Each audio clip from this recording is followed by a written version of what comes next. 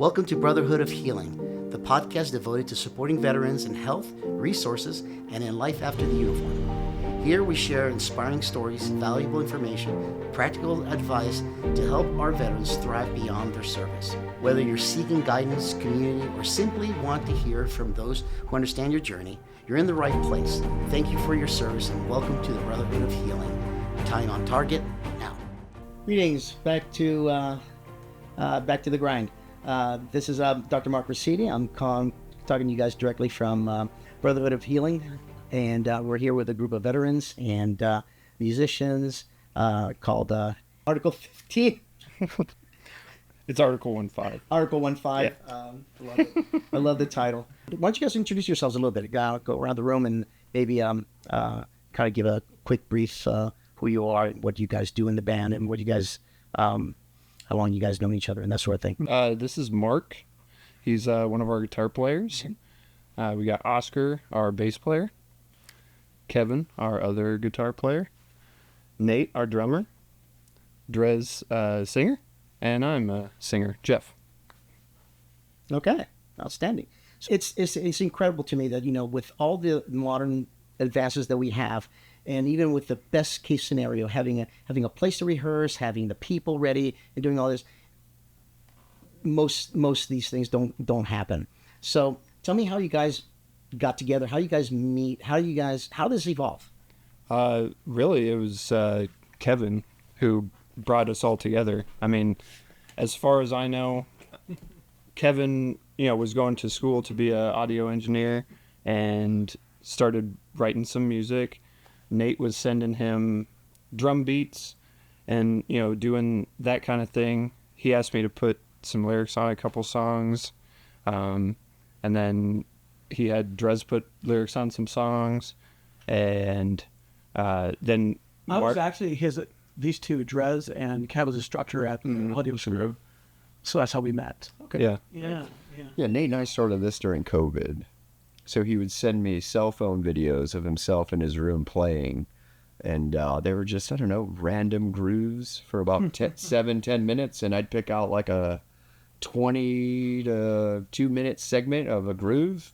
And then we started producing, but we were doing it over the phone. He was living in South Carolina. Mm-hmm. I was living in Arizona, and we were doing this all over the phone. COVID shut down America, so unfortunately. Yeah. So where there's a will, where there's a way, there's a will, there's a way, right? Yeah. That's actually pretty impressive that's how this kind of formed. Clearly, I don't know how many times I've heard people, we have the garage, they have everything set up, and people just don't show up for rehearsal. There's just no consistency, and that really truly nothing really materializes from that, right? Mm-hmm. Sounds like you guys are pretty serious with this, and you guys do this one out. It's sort of crazy because Drez and Kevin were you guys in the same class together? No. He was ahead of me by months. At school, the audio school they teach at, called the Conservatory of Recording Arts and Sciences. Okay. And so they got together, right? You guys started sort of collaborating a little bit? We met when I was just starting to actually get access to working in the studios. So I met him the same night that I actually got my first hands-on practice on my own in one of those rooms. The consoles, yeah. Same night. Yeah. Yeah, Nate and I, the drummer, we had created a couple songs. Jeff was on one of them. We recorded in our garage. And then Drez heard one of our other songs we made, and he goes, I want to write to this. That night he wrote to it and gave us something the very next day, which we were kind of impressed. We're like, man, this dude's kind of serious. It was literally a voice memo, and I think it wasn't even the next day. I think it was the night of. Yeah, it was. Yeah. What's the next thing for you guys? What are you guys now? You guys have been to the studio. You guys recorded some tracks already. Mm-hmm. What is the metamorphosis of it? What happens next? What from this point on?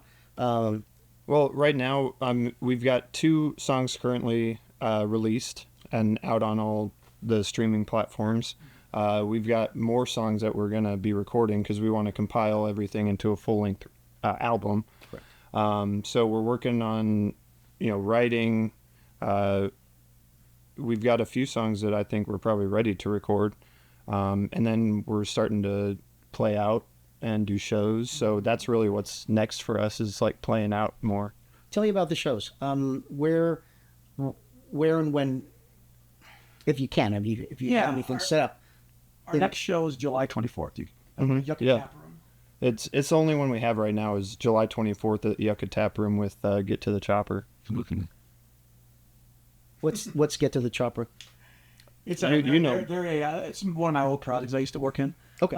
They're a pop culture band, so they write songs about like Teenage Mutant Ninja Turtles and Transformers and really sort of 80s kind of pop culture. I like that. And Get to the Chopper is kind of like, because ours was Arnold, get to the chopper. That's yeah. Awesome. yeah. So we played with them, and the Yucca Tap Room is a great club. It's got. Where's it at? It's over off. It's in Mill. I think it's off of Mill. I can't know exact street, but In Tempe. in Tempe. Southern and Mill. Southern and Mill. What's cool about those? There's an arcade called the Electric Bat that's conjoined to it. Yeah. So it's really nice. You can go in back and forth between the watching the show and go and play arcade games, and it's Just, you might want to play Gattaca, Yeah, absolutely. Yeah. in between songs. Sure. yeah. So yeah, we're excited for that. So I mean, we're open to whatever's next. We're kind of just riding the wave right now, I guess. Well, I think that's that's how it metamorphosized. It's just kind of it's starting to take shape. It's kind of like the most exciting part of this, right? Because everything is starting to kind of fall into place. And it really did. I mean, the way we all met Yeah. was really uncanny, to be honest, because I was our instructor, like I said, Drez and Kevin, and they went on what's called internships that they have to go through before they can graduate from our school. So they both went to L.A., and they were there and Nate went with them, right? Because I think you guys were all Yeah, Nate and I lived together. That's where we created a lot of our songs. And Kevin would always, as an instructor, he'd always show me his songs, and like, these are great, you're awesome. And I never thought we'd get in a band together. And then he had an opportunity. You met a producer/engineer at what's called NAMM, the National Association of Music Merchants. It's a big trade show that happens every year in January. And Nate and Kevin went there, and they met this individual by the name of Darren. And Yeah, it was at lunch. at lunch, yeah. Yeah, so at NAMM, there's like, Yeah, go for it. let's say there's 10,000 people at the show, but there's only like 25 chairs for lunch. So if you go to lunch, you're usually sitting with random people. Right. Just so happened that we sat down. Darren walked up to us and said, "Hey, can we sit with you guys? Or can I sit with you?" We said, "Yeah, for sure." Got to talking, and then he told us he was this engineer out of Canada. Come to find out, he has won 3 Juno Awards, which is the Canadian Grammys.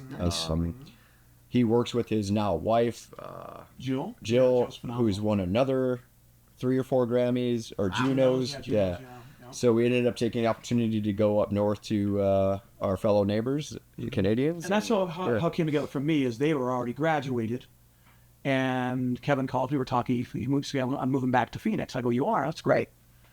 And he goes, "Yeah, man, we got this opportunity to go recording up in Canada." I go, "Really?" He goes, "Yeah, do you want to join the band?" I'm like, "Fuck yeah." Yes, I'd like to. I guess. Yes. I mean, yeah, that was, Everything else going on. That's So- cannot be Netflix. And so that was the start of it, Like, I mean, at least for me, and as part of it, Drez was already, you guys were already collaborating. All you guys were, except for me. I was the third to join, and then Oster he's also an instructor at the conservatory as well. Nice. So it's yeah. That's pretty awesome. Yeah. That's kind of you have kind of like the perfect storm. It did. It really Kind of happened. Like you said, it was uncanny how everybody meet. Tell me about the what is your dream scenario? What is the best case scenario for you guys with the band?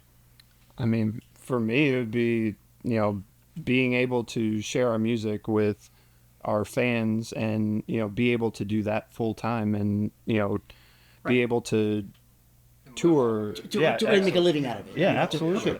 I mean, that would be that's a great goal. And Ideally, a great living. Ideally, a great living. the way things are going, I mean, it seems surreal how everything's fallen into place. Yeah. It's crazy. When things are the way they're supposed to be, it's amazing the momentum that takes place. Mm-hmm. For instance, I give you guys a good example. When I was going to PA school, I was a E5 in the Army, and everything. The minute I submitted my packet to turn it in to become a PA, everything just started rolling. everything, boom. The classes that I needed were, I had them. I needed to do this, I had it. Everything just kind of morphed into what at the end I look back and I go, wow, how did I even get through all this? Right. You know, and it was just kind of like a series of coincidences, or a series of events that shaped it into what it is. Sure. So I think that's really cool how you guys kind of got into becoming a. It's crazy you're bringing up about your start in PA school. Technically, this started with Nate and I playing in the laundry room in Erbil, Iraq, through one little speaker. Yeah. Sitting in a laundry room and just jamming away. Yeah, it's crazy. You know, but that's a testament to your, one of the quotes I use a lot is, being persistent is the birthplace of success, right? Mm-hmm. So you're being persistent in doing what you're doing, it just eventually just kind of permeated to what it is now. You know, it's kind of cool how it all kind of started. I love that. Yeah, it's pretty amazing as well, Mark. Like I've been in so many bands throughout my career. I've been probably in like 20, 25 bands throughout my life, and I've never had with these guys this kind of buzz and excitement, not just from me, but from fans and everything else. It's been really pretty, like you said, surreal. It's all been just seemed to come together very, very fast. Yeah. That's pretty awesome. So, the podcast is really about veterans helping veterans, right? About mental health, and really it's not just for veterans, it's for anybody really. Sure. That is curious or interested in learning about what's happening, but really to kind of push veteran initiatives and or small businesses, get them up to the forefront. I don't think that's done enough for us. Right. And like I said, you don't have to be a veteran to be able to do any of this stuff. It's not about that. It's really to get you guys to have the word out there about who you guys are and what you guys are doing. And I think that's super, super important. My understanding, you have like how many are veterans here? 4 of us. Yeah. Yeah. That's I think that's a record. Yeah. And we don't look down on the other members either. It's like, Of course not. no, they're No, great damn patriots. We hope they don't look down on us for nothing. They're just the forever fuzzies. Forever Fuzzy. I like that. Song name. Nice. Oh, that's a good one. So tell me about the 2 songs that you guys put out. Can you tell me a little bit about them? Yeah, of course. What they're Our first one was Unveil. what is it called? Unveil. Unveil. Appropriately named. Yeah. Unveil. And that one is Drez lead singing on that one. Good job. And it's our reveal to the world, basically. Very nice. And then second one we released is called Parts Boxes. It's a slower, like ballad type. And, Okay. Just Now, yeah. what is the focus? What is your main focus with your songs? Is it just to is there a lot of stuff? Because having so many veterans in a band, I would think that some of the stuff relates to segments of your life. oh, absolutely. So that We've got but not one song. necessarily, right? We've got one song that hasn't been recorded or released yet, but it's called Oscar Mike. It's our veteran song, you know what I mean? Like it's it is our hardest song right now, and it's a lot of high energy, kind of chaotic, kind of like war. Okay. We do have another one though that Nate and I had made. We'd gone to Jeff. This is Jeff's first introduction into the band. Oh yeah, I forgot that song. We invited him over. We recorded him in my garage. The name of the song is "Dear You, It's Me." Oh, yeah. Nate and I created this over the telephone, like we said, and it was our PTSD song. It's called "Dear You, It's Me." It's like a letter to yourself, Very, very, very. I like that.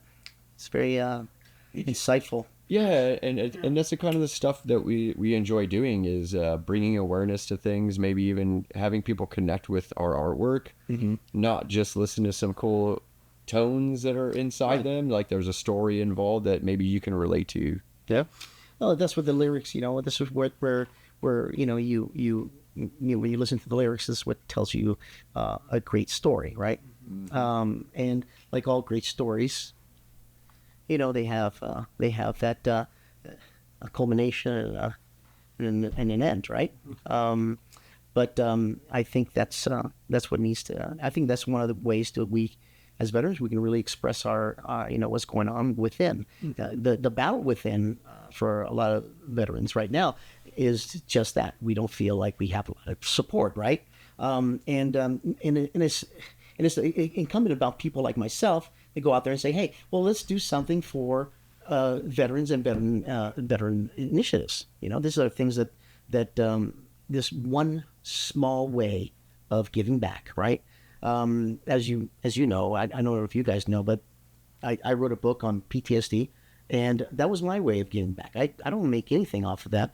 In fact, all the money that I do make, which is not a lot, the money I do make, I buy more books so I can give them out. So that's what I do. So and people, you'd be surprised. People will. I was at the Meadows in up north from here, and they in their library they had 2 or 3 copies of my book. Nice. I thought that was pretty awesome. Yeah. I was doing a site visit over there as a psychiatry PA. I was doing my bit over there, and I was like, huh, they have my book. I'll sign it if anybody wants to. Like, no, nobody cares. Nobody's read those. It's like, oh, yeah. But it was actually kind of cool to see your craft, your final product being out there. You're out there helping people with it, and that's really what I think music does. And I can tell you that, at least for me, writing the book, music in the background was very, very instrumental in me being motivated and influenced to write. And the same thing with you guys. When you guys write these things, these stories, the music, you touch people. The message reaches out, and you'd be surprised who you speak to. You'd be very surprised. Absolutely. All right. Well, we have at the school that I work at, we have so many vets. I'd say probably in our student body, probably 35% vets that come through school. Yeah. That's a pretty good. It is, yeah. And like you said, music is so empowering, and I think it draws them to want to do it for a profession. Yeah. And do something that is going to give them emotion, give them a feeling of security. Because it does. Music, as you know, is universal. Well, some people just communicate through music. Mm-hmm. It's also a place where like vets can go, and it doesn't necessarily even have to just be music. Right. Like they could go into game audio if they find that that's the path they want to go. They could go into theater audio, worship audio. There's so many different paths for people to pick from. So if they don't necessarily like relate to the music side or like enjoy the music side as much, then they might find something else that will bring them peace and like be somewhat soothing to them in their own way. That's a good point. Are we allowed to get personal? Can we get personal? Sure, isn't it? So just remember, this is going to go into a lot of platforms. So I don't know if you want to put your stuff out there like that. Yeah, So like where do we all live? So I spent 9 years overseas, living in Iraq and Afghanistan. When I met Nate, he was his third year. He was there. We both came home with some PTSD, right? I'm sure. So I noticed that on this journey, it was inspiring Nate to come out of a shell. Like we were both going through some bull, right? Yeah.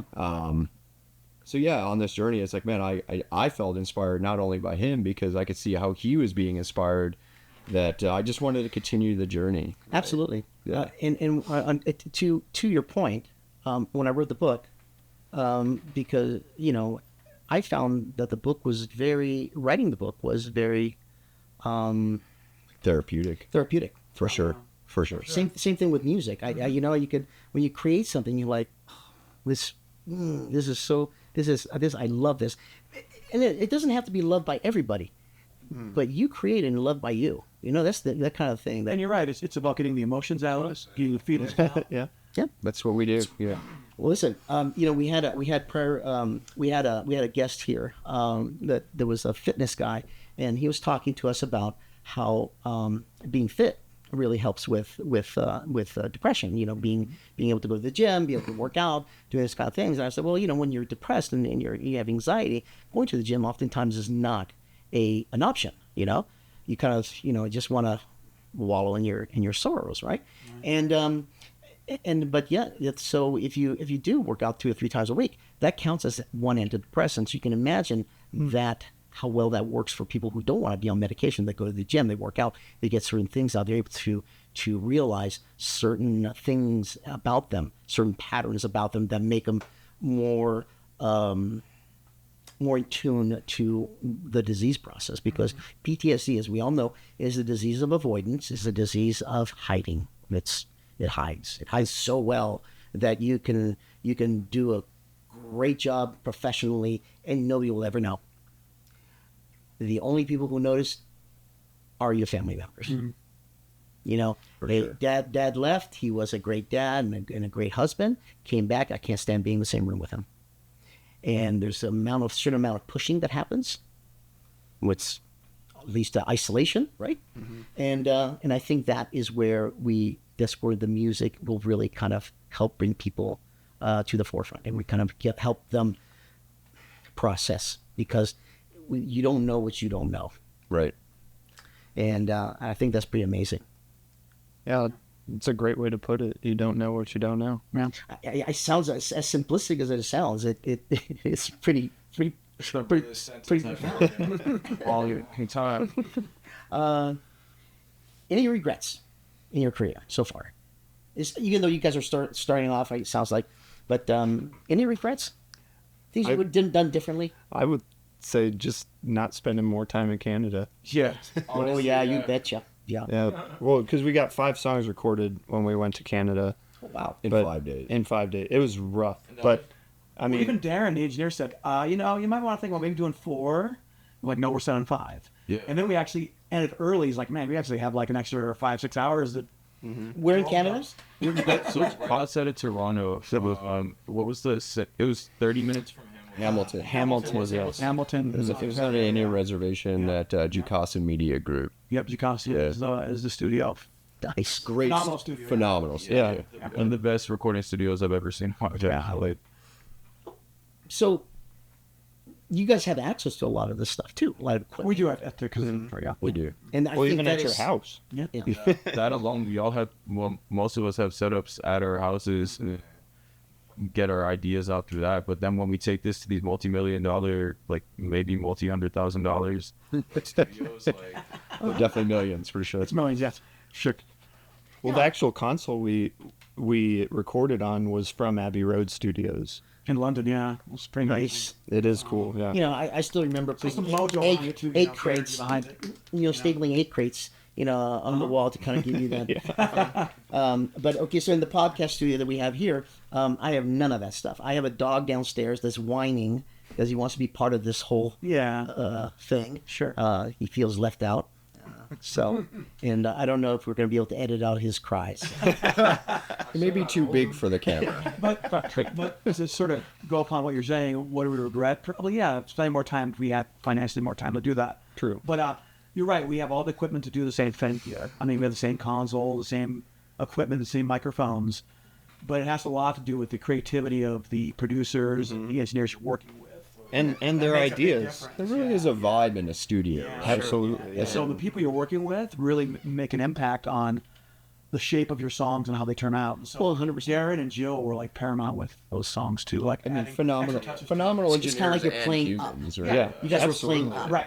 opposed to just staying down. You guys were really putting on your A game to be able to produce something. And I think that's where people excel when they're put into that I kind think it was of. a great bonding experience for us too. 'Cause we really Oh didn't hang yeah. out much until we we lived together for 5 days in apartments at the literally Yeah. above the studio. Yeah. Recording in. It was an amazing experience. I agree. If that was a regret, sure, I'd like to spend more time there. I don't think anybody in here should have any regrets. Everything we've done Yeah. has led up to where we are now. Right. If it changed a little bit, who knows where we would be. That's very true too. I feel like we've skipped some things here. We definitely are on fast mode for sure. Yeah, sure. So, if our listeners wanted to purchase or listen to your songs and that sort of thing, what is the best way that they can do that? Is there a website they can go to? Is there a link? Is there something that we can produce. I can do this at the end, and just kind of have that as a link for our listeners to, especially the thing that is exciting is the live gig that you guys are going to do. That, you know, it's very different. I'm telling you right now, it's very different doing in a studio than being in front of 500 people, you know, or I'm just saying it's there's a different vibe to that. Oh, it's very, very absolutely. exciting, but anything that can go wrong will go wrong. Sort of thing. Sure. You know, you have to, you know, that old Murphy's Law, right? Yeah. So you guys have to be head on a swivel, you know, kind of thing. Make sure that everything is set, and you guys will do just fine, man. Yeah, absolutely. They were pretty tight as a group. Yeah. You know, Oh, yeah. We all love performing. not just too. as friends, but as musicians, right? Yeah. I think that's important. Yeah, to answer your question, Spotify, Apple Music. Okay. We're iHeartRadio. Article 1.5, not 15. Just because on the radio you never say 15. It's always like 1.5. You never say 22 on the radio. It's always 2.2, right? So the name of our band is Article ONE5, right? You can find us on any of those. And streaming platforms. we have Instagram as well. Okay. Same name, Article 1.5, on Instagram. All right. You know, the kids, we might even be on Roblox because distribution Nuh-uh. said that we had Roblox as That's awesome. Nice. I mean, that's pretty cool. I gotta go home and ask my That's my son. 10-year-old. I'll ask my 10-year-old to see if you guys are on there. I think he does play Roblox. Nice. So okay, so we have several media outlets that we can tap into to figure out. And I think that one of the things that you guys might want to also look into is maybe look at VFWs and places like that. Just kind of say, hey, we're just going to do a set of a short set for free, and just kind of get the word out there. That's not a bad idea. There's a VFW right at Band Oasis. Well, great idea. Okay, well, this is why I say this, right? Yeah. One, you have a lot of people, you have a captive audience. Mostly the guys that are there, always there, right? Two, they have beer. That's good, right? Plus, that's a plus. So I think that might be a really good win-win type of scenario. Yeah. And I'd seek out those kind of smaller venues and just kind of say, hey, listen, we just want to do this just to get our name out there. Great idea. It sounds a lot. It's a lot harder to do than that, obviously, but because nobody wants to work for free. But if the mean justifies the end, sort of Well, thing. getting our name out there and having people actually hear our music, that's our goal. That's everything. I mean, the money, that's all secondary. Okay. Like, I'd love we to just get back to the vets, man. yeah. Yeah. Oh, 100%. There are so many. There's so many things in this community and one of the things I really try to do with the podcast is that there's so many venues, there's so many initiatives, there's so many things out there, resources for veterans, and the right hand does not talk to the left hand necessarily. Certainly, I like to be able to bring a lot of these folks here on the show, and I can showcase them, put it out there to let folks know that this is something, and get a community that's more involved, and certainly even if it's through music or if it's through helping people with different conditions they have, giving the best advice possible, getting to the right care, those kind of things. We're all about that. That's a given. So how can I support you guys? Aside from going on the 24th to, I think on the 24th I'm actually in South Carolina, and on the 24th. We'll be there in spirit with us, Don. Yeah. I will be in spirit. I'll be. My son is playing a hockey tournament down there, Nice. so we're That's exciting. yeah. Well, if we play out before then, We will, I'm sure. we plan on playing out a lot more than just waiting till July. So if we do, we'll get in contact with you. Absolutely, 100%. Yeah, if you can follow us, and listen to our stuff, give us your feedback. Yeah. Our goal is to get back, like Jeff mentioned earlier. There's that song like Oscar Mike coming out soon. It's our tribute to the troops. Hopefully they can relate with it, and we plan on donating most of the whatever we get from it to the Wounded Warrior Foundation. Right? Yep. Yeah. We definitely want to get back. I will never forget leaving Baghdad, coming home on an R&R, going to where they have the Subway and the Pizza Hut, right, at the MWR. Right. And there's a stage being built, and I go, oh, who's playing tonight? They're like, oh, Five Finger Death Punch. I go, never heard of them. So it was a USO show. Right. Instantly, I became a fan of them that night. I thought they were an amazing band. They're phenomenal. And the fact they came out here they were supposed to come out here for Bike Week this year. Really? They're supposed to be out here for a Bike Week. Yeah. And they canceled the last minute. They canceled the last minute. I don't know why. What happened? I don't know if what happened, but Usually conflicts. usually there's something one. But yeah, I was super excited to go see them. Phenomenal band. They put on a good show. Yeah. You could tell they wanted to be there for the troops, and Right. yeah, man. But you bring I'd up like a to be good- on a stage like that for the Yeah, troops. you bring up a good 100%. point. Like that's a great way to give back, because when you're deployed, you're just always in the shit. You want some sort of release, you know. And it was. It didn't yeah. feel like I was in the middle of Baghdad Exactly. getting shot at with this band playing at night. I think they played like 2.5 hours. It was amazing. But I didn't feel like I was there. As soon as it shut down, the lights turned off, you're like, oh man, this is where I'm at? I'm back in. I'm I'm in the suck. I'm in the suck again. Yeah. Yeah. Go ahead. No. I'd also like to say, just to support us, keep doing what you're doing, because that at the end of the day, that's the overall goal, is to help people that can relate to not so much me, because I was National Guard, but more to these everybody. guys right here, these three right here that went overseas, and We all signed the dotted line, but that's I'm going to tell you something. You took a step forward when everybody else took a step backwards. Okay, so this is a lot about character. Okay, and character matters. It does matter. So yeah, don't. My wife was a Hawaiian National Guard, and then she decided that she was going to go because she's smart. She went Air Force, active duty Air Force, and that's what brought us to Arizona. It's a story. I tried that, but the Air Force wouldn't take me. I'm going to tell you this, Drez, man. Like, I was too short for the Air Force, apparently. I'd say Too 80 bald. I wasn't sure what there was something that they didn't like about me. I'd say 80% of the people that were over there were Guard and Reserve. Absolutely, yeah. I never had the opportunity to go overseas. Fish. Well, the even in Africa, when I was in Africa for a year, we had the Guamanian National Guard, we had the Puerto Rican National Guard, we had all these guys out there, and these guys were our QRF. These guys were, watching our six. So yeah, so it's in times of conflict, it's every able body is a veteran, right? Or becomes a veteran. Even for me, Mark, I mean, I know we're the civilians here, but but we wouldn't have our freedom without what you guys do, and so we want to pay it back as well.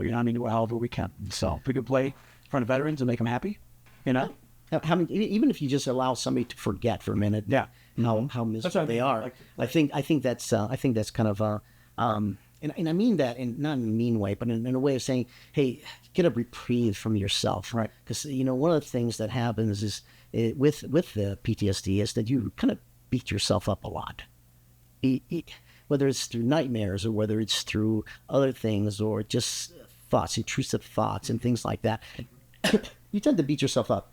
So if you get a little reprieve from that, from a well-played, great lyric song, hey, you know what? You guys did. It's amazing. It goes a long way. Trust me. I'm sure it does. Absolutely. Let me ask you another question. What would you like? What would you think I should have asked you? Is there anything I left out? You think? You say, huh? What do you think? We think that you should have asked us? Yeah. What? Yeah. Is there anything I should have asked you guys to kind of help? I don't know, maybe if it was helpful for us in our own therapy, Oh yeah, that's a because good. it has been, right? You brought up the gym earlier, and I notice if I don't go for 3 days, there's something that invades my space mentally, right? It's kind of odd. It's every 3 days though. I notice it on that third day. I go, man, I gotta go. I gotta go to the gym. I need that therapy, right? Yep. I don't know. I think you did a great job, man. I just appreciate you having us here. This has been a cool experience. Very much. What are your guys' names back there? I'm Bill. Bill? Nice to meet you guys. Nice. What? Jack. Jack? Yeah, man.